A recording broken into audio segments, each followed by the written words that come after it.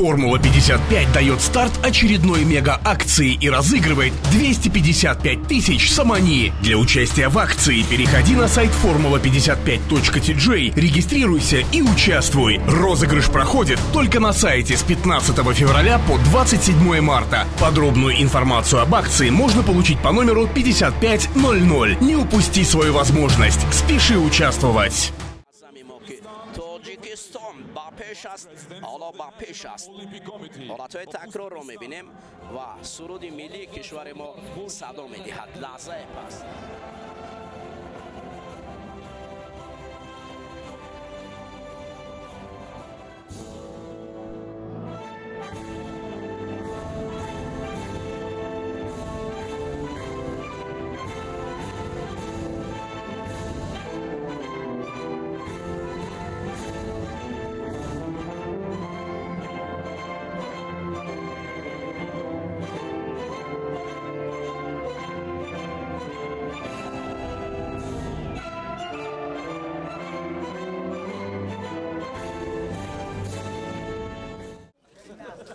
فرودگاه بین المللی شهر دوشنبه در دل شب باز مالامال مخلصان بود.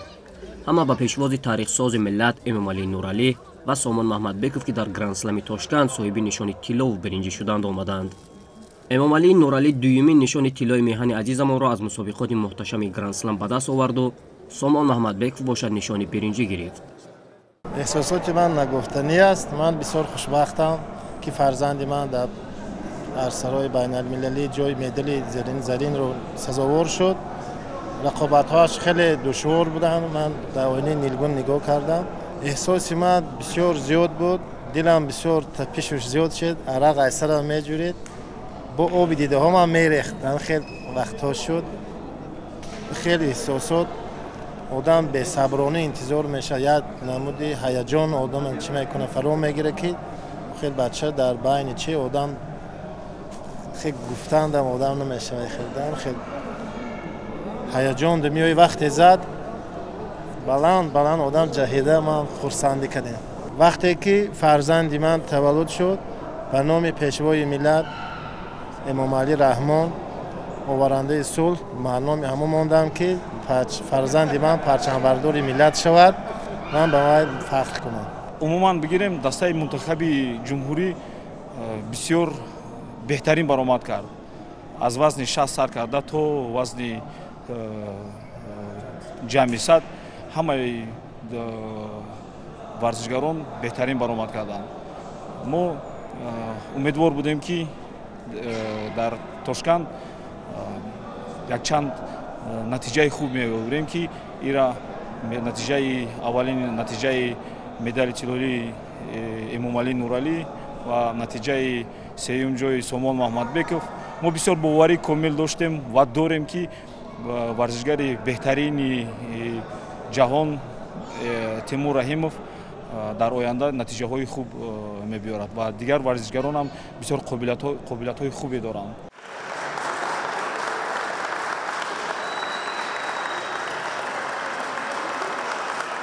همینطور تیم ملی جودو تاجیکستان بعد انتظاری‌های زیاد از سیاره فرود آمد. رهبریت نهادهای ورزشی میهن، استادان و ورزشکاران، دوستداران ورزش و پیوندان ورزشکاران با گل و گلچنبر پرچمبرداران میهن را استقبال گرفتند.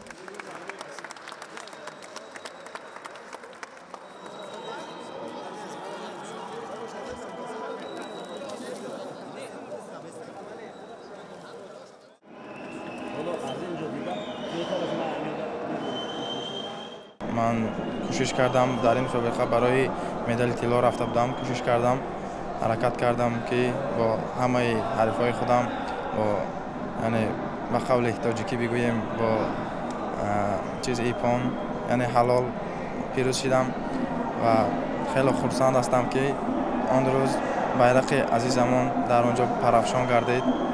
من اولا میندهای خودم رو به پیشوای ملت پرزیدنت جمهوری تاجیکستان اساسی‌های صلح و وحدت ملی میرسانم. احساساتی که در اکوادور داشتم و البته احساساتی که در تاشکند داشتم این هر دوش گوش کردن سرود ملی دولت عزیز خویش می باشد که هر ورزشگر آرزوی در طور همون зинаи ифтихорӣ будану суруди миллии ҷумҳурии худро гӯш кардан мебошад. Ман хеле хурсандам, ки тонистам медали биринҷиро ба ватан биёрам. Ман мехостам миннатдории худам расонам ба раиси Федератсияи дзюдои Тоҷикистон муҳтарам Исмоил Мамадзоир барои дастгирияш, барои моро дастгирӣ мекунам спортсменҳои тими Тоҷикистон.